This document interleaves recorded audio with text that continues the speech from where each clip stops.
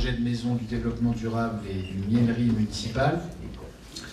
Alors on est dans la continuité c'est un projet qui vous a déjà été présenté par l'adjoint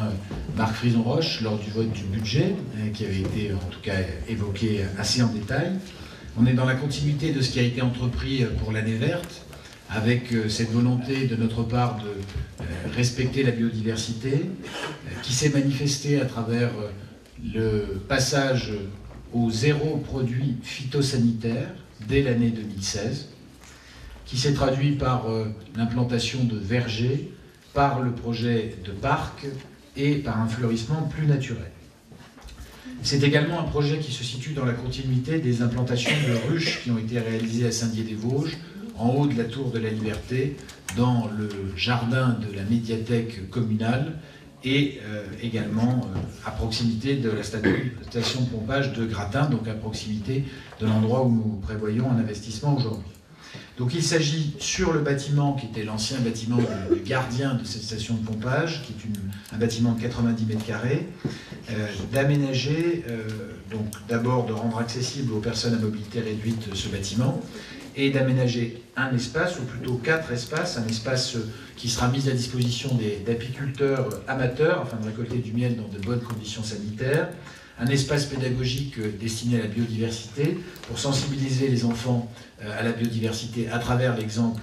des abeilles, un espace permettant d'accueillir les ateliers des nouveaux temps d'activité périscolaire pour les enfants, là aussi autour de la biodiversité,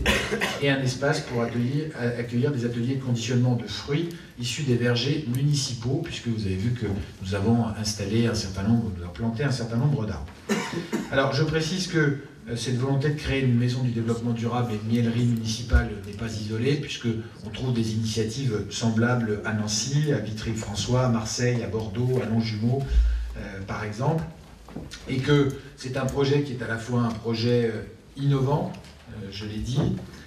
c'est un projet partenarial, puisque ce projet de miellerie municipale et de maison du développement durable sera mené en partenariat avec Arlon et l'association Maya, qui regroupe des producteurs de miel à Arlon, avec l'établissement agricole de Roville-aux-Chênes, qui forme les spécialistes des espaces verts pour de nombreuses collectivités, avec GRDF, qui financera vraisemblablement une partie de ces installations. Je précise aussi qu'à proximité de cette maison sera probablement aménagé à terme un potager et seront plantées, et là c'est certain, des plantes mellifères, donc des plantes qui permettront aux abeilles de polliniser. Vous savez que l'abeille est un marqueur de biodiversité bien connu, et donc c'est une façon de redonner une vocation à ce bâtiment qui était inoccupé. Néanmoins, le sous-sol, lui, est désormais occupé, puisque vous avez vu qu'après de nombreuses années de demande, la ville de Saint-Dié-des-Vosges a décidé d'accorder un local de stockage pour l'association de pêche de la ville de Saint-Dié, et que donc on aura cette va-et-vient de pêcheurs sur ce terrain, et donc sans doute là aussi des échanges intéressants avec les enfants. Le rétro-planning de cette opération est le suivant. Aujourd'hui, donc, on est en train d'élaborer les dossiers de financement, d'élaborer le dossier ERP, de poser le permis de construire et de consulter des entrepreneurs pour la rampe d'accès qui représente le coût principal de cet investissement. En mars 2017, donc dans un mois, on finalisera les conventions avec les différents partenaires, sachant que nous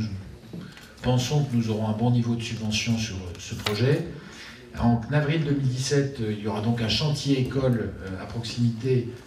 de l'école dans les espaces de ce lieu pour les espaces extérieurs et notamment l'espace verger et plantes mellifères pour l'aménagement des espaces avec donc l'école de Roville-aux-Chênes. Un rucher sera implanté et les travaux seront faits dans le bâtiment pour des fins de travaux en juin-juillet, de sorte que peut-être en septembre-octobre, on pourra déjà amener les enfants et animer un certain nombre d'ateliers autour de la biodiversité sur cet espace. Donc l'ensemble de l'investissement représente un coût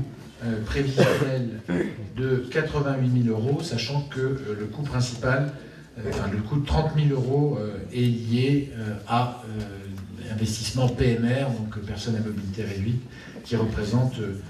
une part très très importante, donc 74 000 € hors taxe et 30 000 € donc pour les PMR uniquement sur l'ensemble de cet investissement. Y a-t-il des demandes de prise de parole sur ce sujet?